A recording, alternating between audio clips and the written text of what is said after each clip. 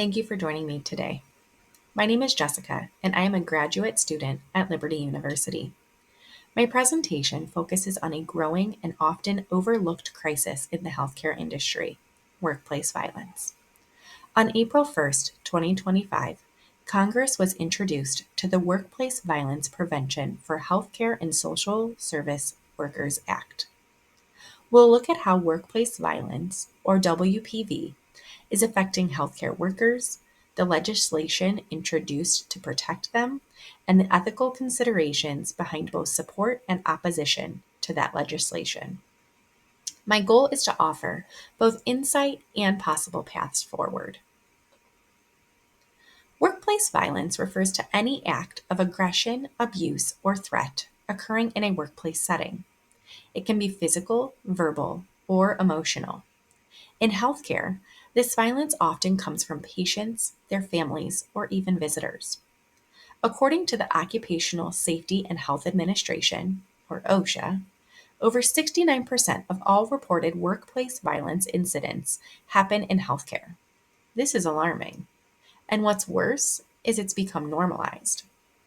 Since COVID-19, tensions in hospitals have risen. Staffing shortages, long wait times, and emotional exhaustion have created a volatile environment. And yet, the only federal protection is the General Duty Clause from the 1970 OSHA Act, which is vague and unenforceable in many cases. To address this crisis, Senator Tammy Baldwin and Representative Joe Courtney introduced the Workplace Violence Prevention for Healthcare and Social Service Workers Act to Congress. The bill directs the Secretary of Labor to require covered employers in healthcare to implement violence prevention plans. This includes hospitals, emergency departments, correctional facilities, long-term care homes, and more. These plans would include training staff, documenting incidents, and making safety protocols easily accessible. The bill has been introduced 5 times since 2018. In 2019 and 2021, it even passed the House with bipartisan support. But each time, it has failed to move past the Senate. In the 118th Congress, it was progressed to committee review, but neither the House or Senate voted on the bill. Today, in the 119th Congress, it's once again under committee review. If passed, the bill would require healthcare employers to develop and maintain detailed workplace prevention plans. These plans must outline how to prevent, report, and respond to violence. They must be based on OSHA guidelines. Training would be mandatory, and every incident would require a distinct reporting structure, debriefing following the incident, and clear documentation. Every occurrence would need an investigation and follow up with the affected employee. Additionally, the plan would need to be reviewed and updated annually or more frequently if necessary. The goal isn't just reaction, but prevention. It's about changing the culture, empowering workers to report violence, and holding employers accountable.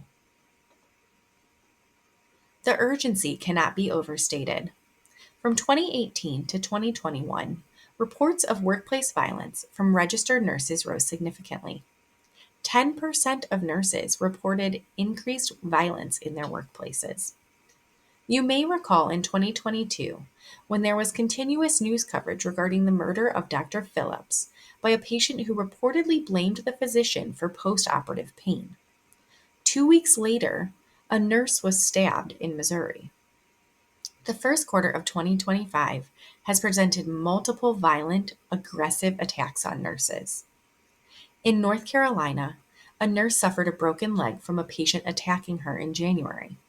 In February, New York lamented the death of a nurse as a result of a patient beating her while she removed his catheter. In York, Pennsylvania, a nurse was held hostage at gunpoint. Each of these instances has gained national attention. This is not a what-if scenario. These are real people, real professionals, getting hurt or killed simply for doing their jobs. Workplace violence is not only a human tragedy, it's also an economic one. Overall, workplace violence costs $171 billion. The American Hospital Association reports that violence and its consequences cost hospitals over $18 billion annually. Healthcare alone is 10% of the estimated overall cost. Consider this: the average cost to train and onboard a new nurse is approximately $46,000. If a nurse leaves because of burnout or trauma, that cost quickly multiplies. Add in workers' compensation claims, legal settlements, lost productivity, and high turnover, and we're looking at a system hemorrhaging money. And yet, many incidents go unreported. Why? Because violence hurts hospital consumer assessment of healthcare providers and system scores. These HCAHPS scores affect federal reimbursement. If violence is documented, scores drop. If scores drop, funding is cut. This creates a dangerous feedback loop. What if nothing is done? Studies have shown a correlation between burnout and increased job vacancies due to healthcare workers leaving their positions. Caregivers are developing emotional burnout, and the care of patients is declining. Supporters of the bill, like the American Nurses Association and National Nurses United, argue that we have a moral obligation to protect our healthcare workers. Protection is provided through fostering high standards of nursing practice, promoting a safe and ethical work environment, bolstering the health and wellness of nurses, and advocating on healthcare issues that affect not only nurses but also the public. They point to ethical principles like beneficence, doing good, and non malfeasance, not causing harm. National Nurses United have called for standards to be set for employers to uphold their ethical commitment to provide secure, safe workplaces, while opponents, including the American Hospital Association and some lawmakers like Representative Virginia Foxx, argue that the bill is too rigid and costly. They raise concern about distributive justice, how we fairly allocate resources, and argue for state level flexibility rather than federal mandates. States would determine protection based on local needs and resources versus blanket requirements from the federal government. They also express concern that prioritizing staff protection could unintentionally marginalize care for patients with mental illness or developmental disabilities. So the question is, how do we bridge the gap with the political divide while still following our ethical conscience? How do we move forward? The concern in proposed legislation is not arguing if workplace violence is occurring, but rather how do we address the problem? I propose combining cultural change, state issued laws and regulations, and federal funding. The bill's intent is currently good, but to pass with bipartisan support, it may need some adjustments. First, leadership must address that cultural change is necessary in order to diminish this problem. The cultural shift from nurses reporting workplace violence is part of the job to a milieu of safety and protection is essential. All healthcare workers, from students to executive leadership, must buy in to the development of a plan to address workplace violence. Rather than top down mandates, what if Congress used funding as leverage? For example, just like the Center for Medicare and Medicaid Services uses patient satisfaction scores to determine hospital funding, why not tie a portion of federal funds to workplace safety compliance? This urges executive leadership to comply with state requirements and provides reimbursement for the cost ensued during plan development.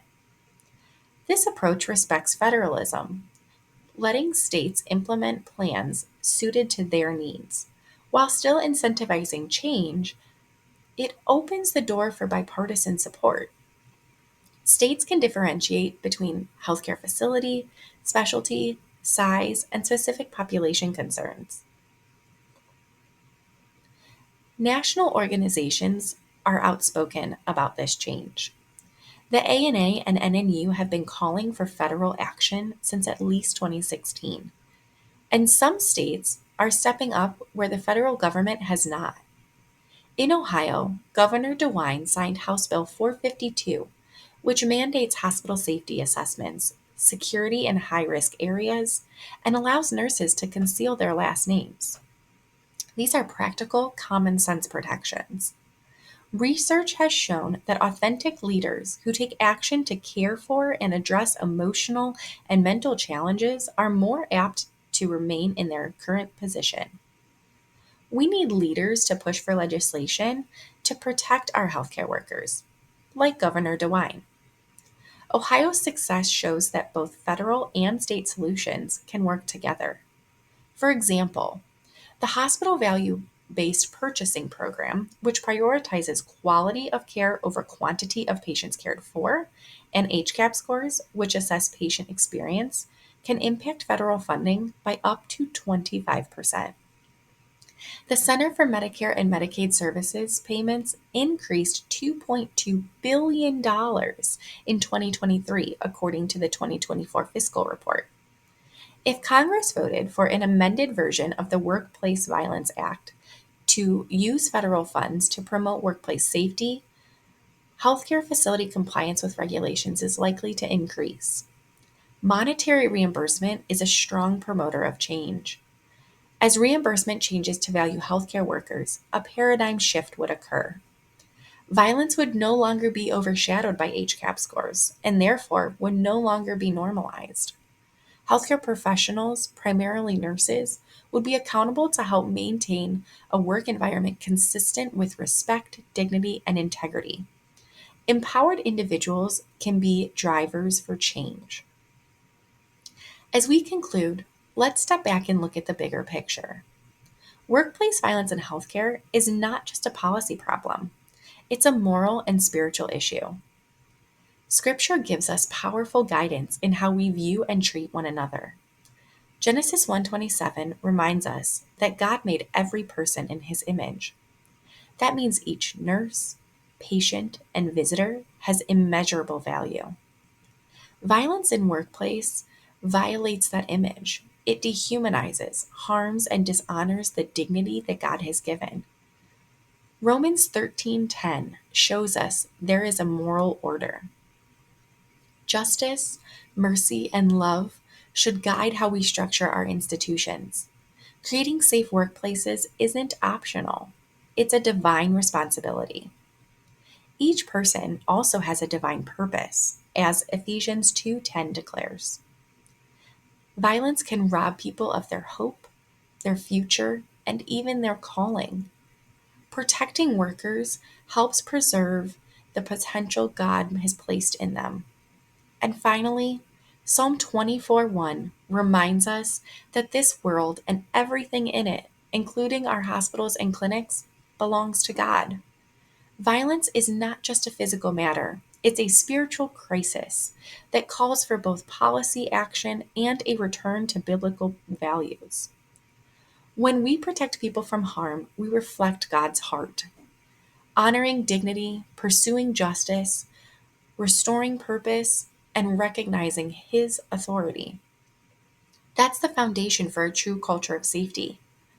Workplace violence is a symptom of a broken system, but it is not irreversible.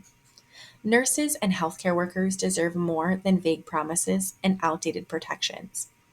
They deserve legislation that prioritizes their well being. From an ethical, economic, human, and biblical standpoint, this matters. Whether through state policy and regulations, federal funding, or grassroots advocacy, change must happen. As a nurse, a citizen, and a person of faith, I believe that we are called to treat others with dignity and respect, even those that we may disagree with. Thank you.